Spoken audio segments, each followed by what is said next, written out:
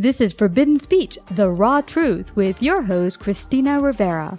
In this savvy broadcasting series, we delve into hot topics affecting us all. With cancel culture and big tech censoring any opposing ideas and thoughts outside of mainstream ideology, it has become more important than ever that we tell the raw truth about everything from U.S. world politics, COVID, Christianity, and everything in between. We invite all points of view to come and share their perspective honestly and respectfully. Awesome. Hi, Lora DeVore. Welcome to Savvy Broadcasting, Forbidden Speech, the raw truth. We're so grateful to have you here today. You're going to share your memoir and book, Darkness Was My Candle, an odyssey of survival and grace. Such an amazing story that we're hoping will bring inspiration to others going through their own trauma, whatever it might be, to find their way out of darkness and into light and their own transformation. But I'd like you to start to share just a little bit about your back history that even led you to writing your book and your memoir. Sure. I grew up with a woman who was not capable of parenting. She was very, I believe, mentally ill. She hadn't been parented from the time she was 3 on. Her mother became quite mentally ill, and her father froze to death in a blizzard during the Great Depression.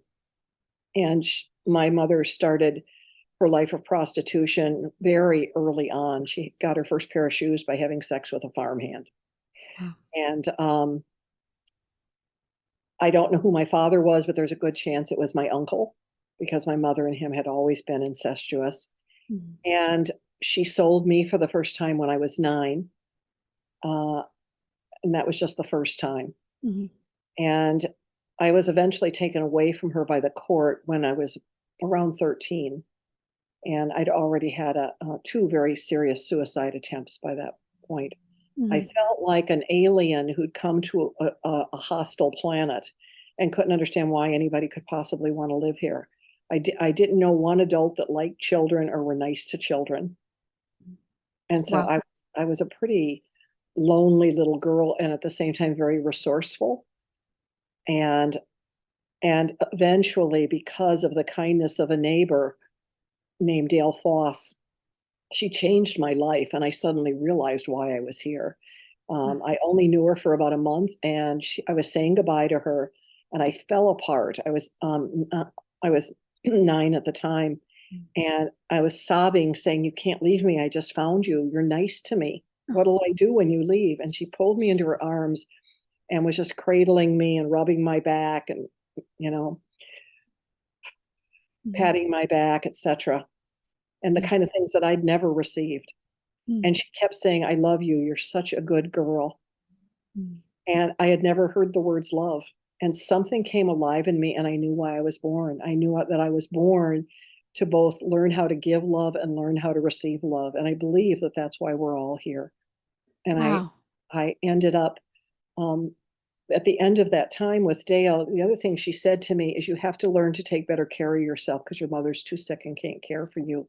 And she made me promise that I'd let others help me and I'd reach out to others. She said, "I promise you there'll be others who will want to care for you." And so I did that. Wow. And so my book, in addition to some of the horrors that I suffered, is filled with the kindness of many, many strangers. You know what I love about your story is that it shows that even the kindness and compassion of one human being, the difference it can make in one person's life or in many people's lives that you don't even know. And sometimes you're aware of the difference you made in your life, but sometimes you're going about your life and you're compassionate to someone. You might not see the outcome of that, or they might not even be aware of that your compassion made a difference in their life, but it does. And so, just going through your life and giving as much compassion as possible, you can transform so many lives without even your knowledge. Absolutely. Yeah. And years later, I actually wrote a short story that was published about Dale, and then I found her. Oh, wow. And she had never forgotten me.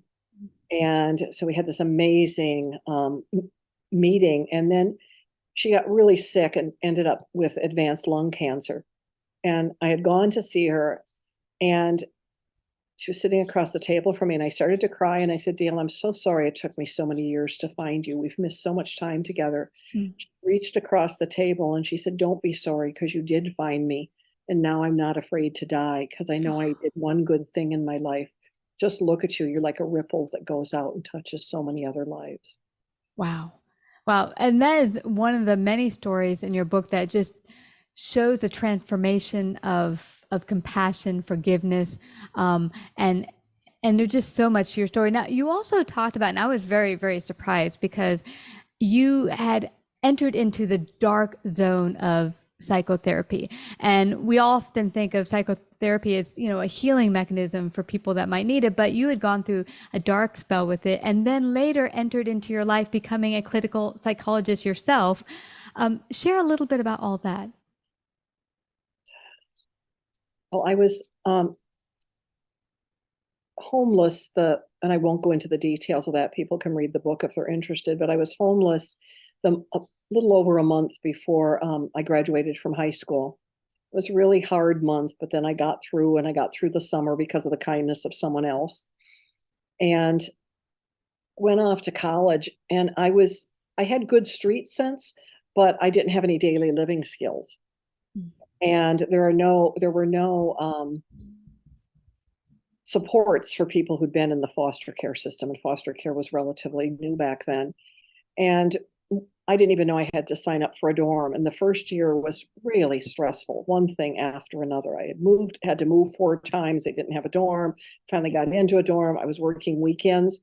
Even though I'd gotten a couple scholarships, I still needed to earn additional money. And was working weekends as a nursing assistant at a hospital. And I started getting stalked by the respiratory therapist. And one night he showed up at the bottom of my L station and tried to pull me into his car. And he'd been showing up in the halls at school, and a businessman scared him off. And so I quit my job and I went into a real depression. And then I realized that the dorms were closing and I had nowhere to go. Mm.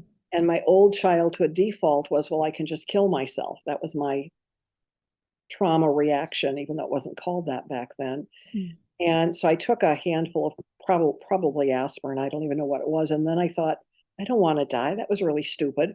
And I made myself throw up. And then I thought, I need someone to help me figure this out, because I had no money and nowhere to go when the dorms closed. So I went and talked to the dorm mother, and she told me that she knew there were a lot of jobs available. She could help me, but she was going to put me in a taxi and send me to the ER to get checked out medically, and I could come back. And then she had a plan for how to help me. So not worry about that. So I got sent across town, and in the ER, I checked out medically just fine, because I'd made myself throw up all the drugs. So I didn't have to do anything. But they said they were going to send me across town to another hospital for a couple of days to get my feet back under me. And they said it was a brand new hospital. And I was going to be on a ward for young adults. It wasn't till years later that I found out, this is during the Cold War, that entire hospital was getting money and doing research. And I was put on a ward with young adults who had no family support. So I had no one looking out for me. And I wouldn't take the drugs. My mother had been drug and alcohol addicted. And so I would spit them out, do all kinds of stuff to thwart taking them. And eventually ran away, and they got me and brought me back, and they had me committed to the worst state hospital in the system. And had it not been for a courageous nurse at the first hospital who only worked evenings, who vowed, to do absolutely everything in her power to get me out, and felt what was happening was wrong, and and told me I had not done anything wrong, and it wasn't my fault. And years later, she told me that the reason that they had me committed is because I was screwing up the research by not taking the drugs. And the way they knew that I wasn't taking the drugs is they were doing blood draws and urine analysis twice a week to see where the drugs were sitting in a person's system. And because I was initially spitting them out, it wasn't sitting anywhere in my system. And now I knew they were doing they were doing blood draws as well as UAs, but I certainly, in my mind, I didn't put those two things together. It was years later when I refound her that I discovered that. And eventually she and I, about 6 years ago now, went back to Elgin State Hospital and went to the archival library in Springfield, Illinois, and I found documents this thick about research and about many of the things that were happening and that had happened to me at Elgin. Wow. So, this is awful, but it sounds to me, in during the Nazi era, when they'd have the concentration camp people, they would do unwarranted experiments on them. It sounds like this hospital was without consent of the patient, without telling them. We're actually just doing experiments on them. Drug experiments, was it? Absolutely. Yes. Wow. And a lot of people don't realize it, but part of the history of psychiatrists goes all the way back to the eugenics movement. And we think of eugenics as the sterilization of people. Yeah. And that's only one piece of it. Eugenics is a whole way of thinking. And there was a time in our history in which there was eugenics thinking and teaching in every prep school across the United States, as well as in most universities. Mm-hmm. Now, so we literally were training, mm-hmm. And pardon me for being so straightforward about this, but it's true. We were training a bunch of white privileged men to believe they were better than others, and we still see the remnants of eugenics today. Wow. So is eugenics the idea of the eugenics is the idea that some people are considered less desirables. They don't have as good a stock. Okay. And the Nazis actually learned about eugenics through us and Europe. Us, the United States. Wow. Yes. And eugenics was very robust in our country. But what happened is after World War II and the Nuremberg trials, people were so outraged about where the Nazis had taken it. The eugenics movement went underground, but it's still quite active. Even today. Oh, yeah. If you start listening in politics mm-hmm. to the divisiveness, you'll begin to hear flavors of it. Wow. So, so it's basically the idea of trying to create, get rid of the perfect human, and let's get rid of the people that aren't so perfect. That's right. That's crazy. So I'm considered an undesirable, or I was considered an undesirable. I know, it's pretty crazy. It is. So, and that's also the kind of thinking that they used to justify why they would do not just research on people like myself, people in state hospitals and other hospitals, but we did research on brand new infants, on our own military, on African Americans, on Native Americans, on populations as a whole. Some of the research that I came across when I was writing this book was horrifying. Yeah. I went through a bit of an existential crisis, one of those crises where you ask the big questions like, what the heck are we doing in the United States? Or in the world? It's just crazy. Over the years, I've been pulled for many years since my 20s to alternative healthcare, and not saying that there's never a place for Western medicine, but combine it, and they call it now functional medicine, where you combine Western knowledge with old age knowledge of medicine, where you really have the patient be a partner with you to heal themselves, and not always by, oh, you got a problem, here's a pill for you. So I've really been bothered. 8 people in, say it again. That's how I practice as well. Yeah. Because I was like 17, and within a couple of years, 8 people in my family died of cancer, and they all went on chemo and radiation, all the traditional therapies. And I was like, what's wrong with this? These are really, really toxic things. And the doctor, what shocked me is when my grandma got diagnosed with pancreatic cancer, stage 4, and they said, we're going to put her on a series of chemotherapy. And I was excited. I said, oh, this is going to make everything better. Because, I'm 17. What do I know? I think, cancer therapy, it's going to make it all better, and she's going to come home. And he said, why are you so happy? This is super toxic stuff. We have to give your grandma, and hopefully it doesn't kill her. And when he said that to me, I was shocked. It like slapped me in the face. I'm like, what do you mean kill her? Aren't you a doctor? Don't you heal? And that was the first moment where I began to think that maybe all of modern medicine isn't about healing. And, so I've gone through my own transformation, but that's another history. Where you said that there is an emergence of the dark history of psychology changing. Where do you see that, and where do you see the future of psychology? Well, there aren't as many state hospitals as there used to be. And I think there's, at least in some places, I don't know, I haven't done a survey of every state hospital in the country, but in some places there's better laws in place. Okay. So I think that's one thing that's changing. And I think that at least the mental health organizations I've been involved in, um, there's more of an emphasis on teaching people skills Mhm. and using integrative practices like mindfulness and other meditative practices, Mhm. as opposed to just giving people drugs.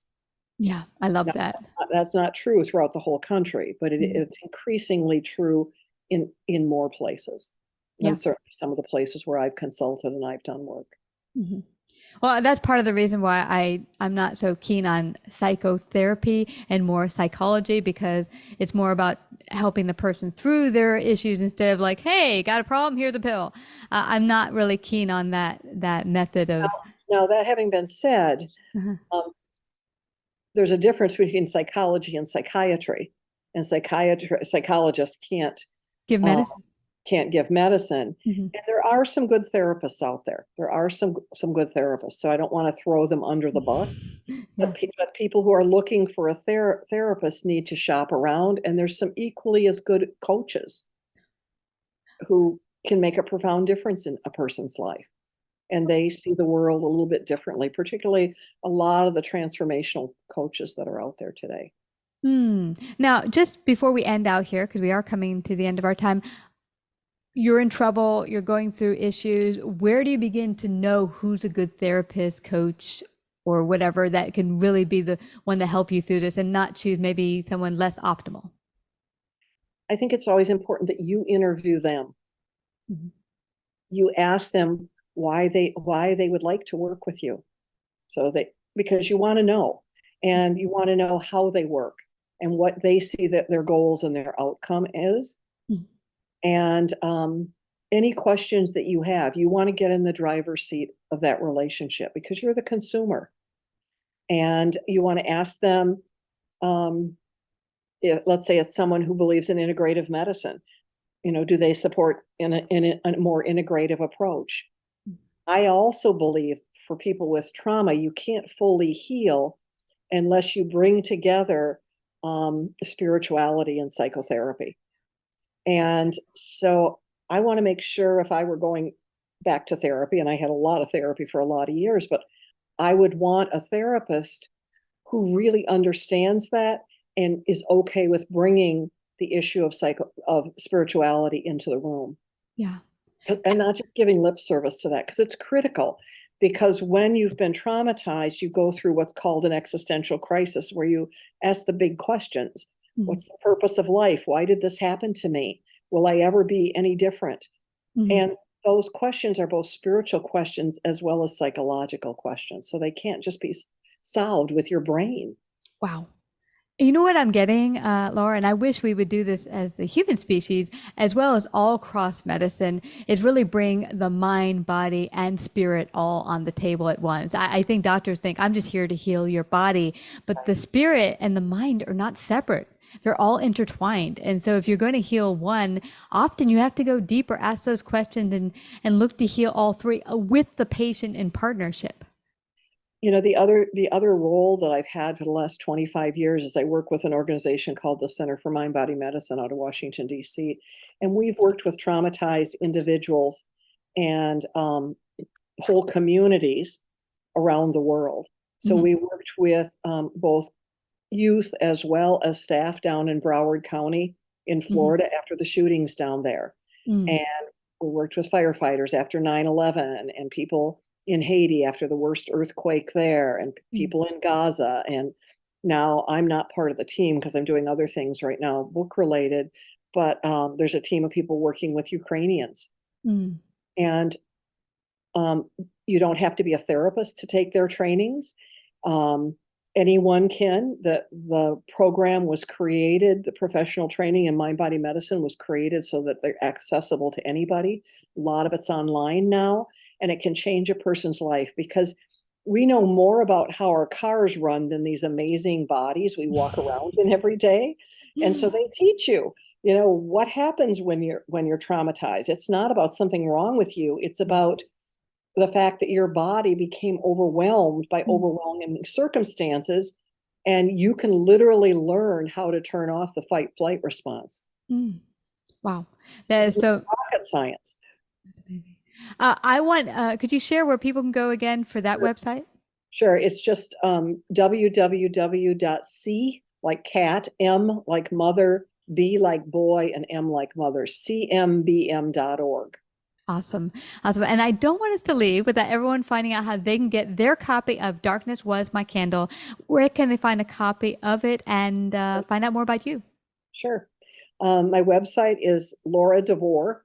And again, it's LORADE, capital VORE.com. LoraDeVore.com. And both Amazon, Barnes and Noble, just about any bookseller can order the book. They're part of and that's true in the United Kingdom as well. Awesome. Well, I just have to thank you again, Lora, for being such an inspiration and really pushing past your trauma to bring your message of compassion and forgiveness, and that, people can work through their own trauma and come out the other end. Thank you so much for coming to Savvy Broadcasting's Forbidden Speech today. Thank you so much. It was an honor. Thanks. Bye-bye. Like, subscribe, and share this episode. To listen to more Forbidden Speech or Savvy episodes, visit SavvyBroadcasting.com. To find out about our paid sponsorship opportunities or how to become a guest, email Christina at lifeunscriptedradio.com.